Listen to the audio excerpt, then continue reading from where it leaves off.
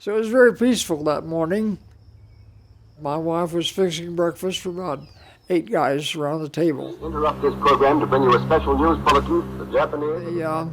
The Japanese dropped their 40 torpedoes and almost 100 bombs simultaneously. So those explosions all went off at once. And of course we could see the smoke from them too. But they made a lot of noise. So one of the fellows had a car, so we jumped in the car and raced down to the harbor as quickly as we could get there. I'd been aboard the battleship West Virginia for almost 10 years, so it was home. But it took 9 torpedoes and 2 2,000-pound bombs and was sinking and on fire when I came in sight of it.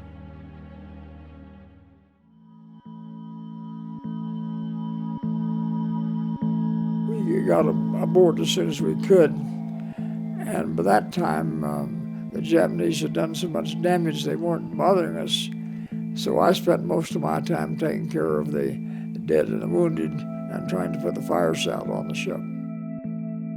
We were equipped with fireproof lanyards and metal tags, so it was very easy to identify the person. So I felt that their parents will never know what happened. So I was right there, so I tried to memorize these names so I could write a letter to their parents and tell them their heroic last moments.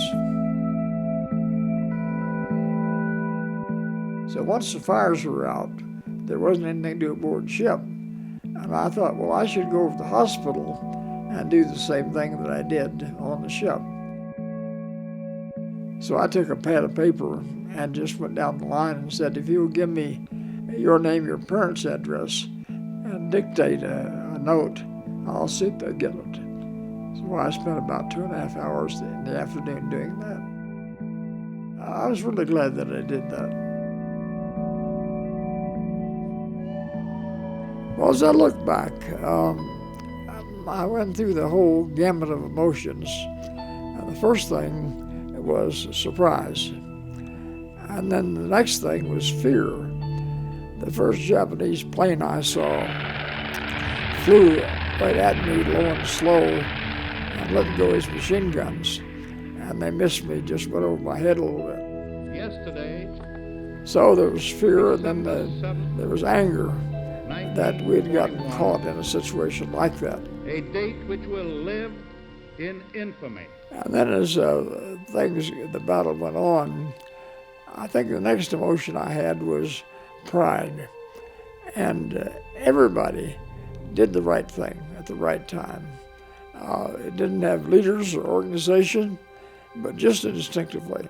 So there were a lot of heroes there that morning.